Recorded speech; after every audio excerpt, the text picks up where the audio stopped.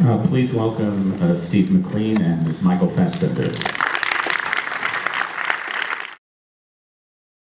One of the things that's very impressive in the film is you sense a real shared history between those two characters, even though not a lot of information is actually spoken about, you know, what happened to them, where they come from.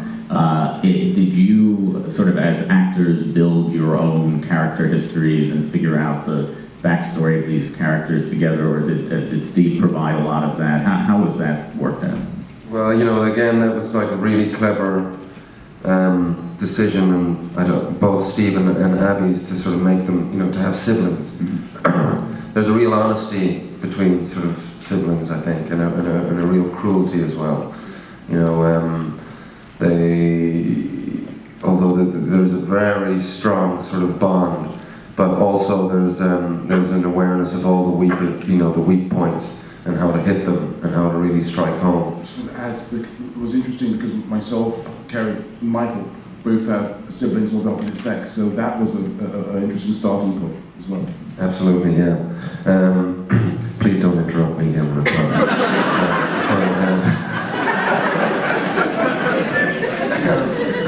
So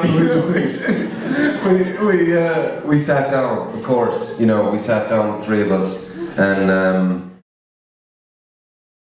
There's a comment about the size of your forehead in the film, and I'm wondering whether that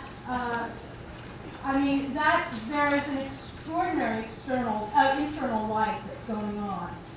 I wonder how you, where you go in there, if you can articulate that. I mean, how does that thought process begin to germinate for you, and where does it take you?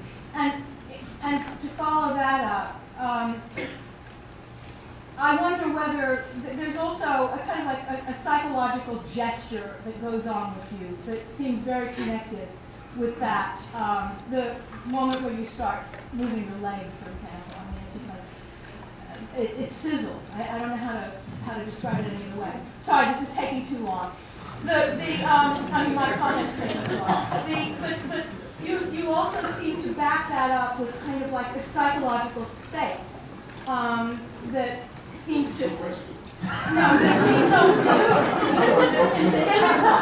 that there's a location that's psychologically connected. The image is connected to what's going on with him internally, and I wonder how that manages to come together so well in the film. Well, it's partly a question for Michael about how he develops the character's internal life and some of his psychological gestures, and somewhere in there, something about the size of his forehead.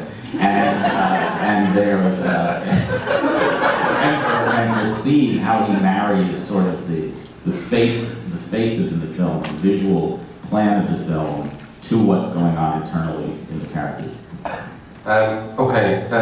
It's very simple. You know, if I'm not saying anything, I am saying something. I mean, my lips just aren't moving. So I've got a dialogue going on all the time. It's like, you know, even if I sort of say to you, you know, it's like, hey, where were you last night? But I know that you were somewhere that I didn't like, or whatever. You know, there's a subtext always going on. I might say one thing and mean something else. So in those scenes where I'm not saying anything, I've still got a dialogue going on.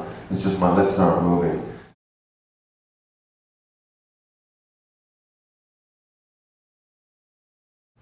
This may not be the most obvious question about a film with so much skin, but I'm very curious about the costumes. Your choices of costumes seem to be, there seems to be a gender divide. Brandon is dressed impeccably the whole time, whereas the women all seem to in some way mirror the sister in the messiness, in the coats, in the scarves. Am I completely, I see your face completely wrong? I'm actually thinking about what you're saying. I'm thinking, woman in the suit. No, I don't see that. No, I don't see that. But also, you know, unfortunately, Elizabeth's character. Yeah. Right. Elizabeth's character, the woman that's, that Brandon picks up in the bar. The woman that Brandon picks up in the bar, you know, she's impeccably dressed. She's obviously a businesswoman. Marianne is very beautifully dressed. I mean, you know, you ladies, you're lucky you have a choice. Often it's the case you've got, you know, a suit in the right people. So, you know, we need to be very, variable in your clothing. So that's it. Nothing to do with messiness at all, far from it, but stylishness, absolute.